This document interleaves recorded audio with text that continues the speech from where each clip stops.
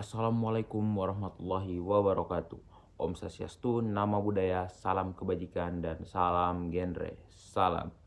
Halo teman-teman semuanya, perkenalkan nama saya Azrul Pongoliu. Saya berasal dari kelas 10-6. Saya biasa dipanggil dengan panggilan Ajil, Kevin, ataupun Cipung.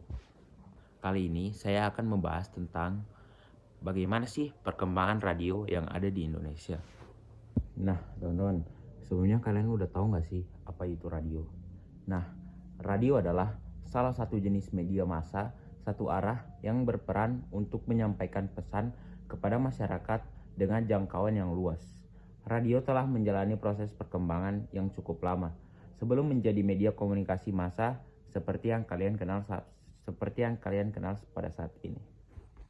Kali ini saya akan membahas bagaimana sih sejarah radio pertama kali masuk di Indonesia.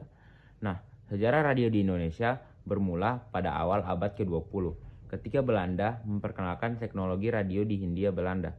Pada tahun 1923, stasiun radio pertama kali beroperasi dengan singkatan nama Nirom yang kemudian menjadi radio Jakarta.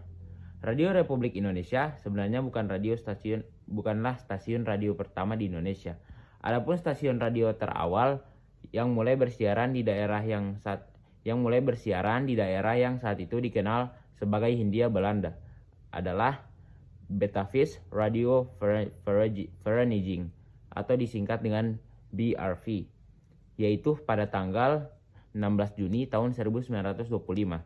Saat itu BRV memiliki dua kanal, yaitu Stadtzender atau program lokal dan Archipelzender atau program nasional. BRV bersiaran di daerah Harmoni Jakarta atau Batavia dan menggunakan bahasa Belanda dalam mata acaranya. Batavisch Radio Vereniging atau yang disingkat BRV adalah siaran radio pertama di Indonesia yang disiarkan di Jakarta, tepatnya di Hotel Des Indes. Radio pertama ini resmi didirikan pada 16 Juni di Jakarta Pusat.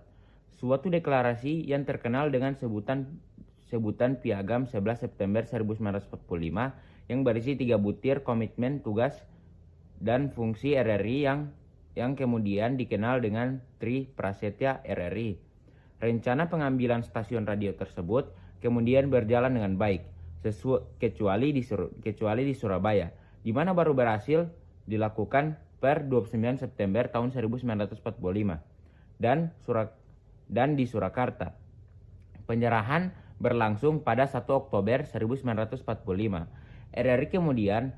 RRI kemudian juga mengemban tugas penting, yaitu membawakan kondisi Indonesia ke seluruh dunia yang saat itu didominasi siaran dari pihak Belanda. Hingga saat ini masih banyak masyarakat yang masih mendengarkan radio. Nah, selanjutnya saya akan membahas bagaimana sih perkembangan radio dan teknologi dari zaman ke zaman.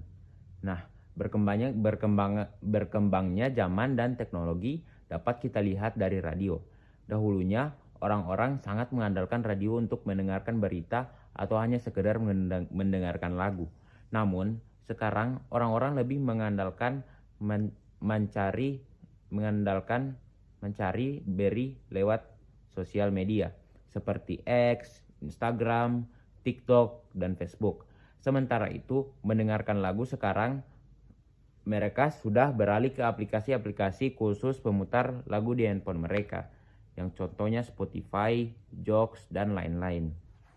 Nah, fakta menarik tentang radio, faktanya walau sudah terjadi banyak perkembangan pada teknologi, terutamanya pada radio, namun apabila kita lebih teliti, masih banyak masyarakat yang menggunakan radio. Ada yang menggunakan radio untuk mendengarkan siaran, bahkan ada yang menggunakan radio hanya untuk hiasan saja.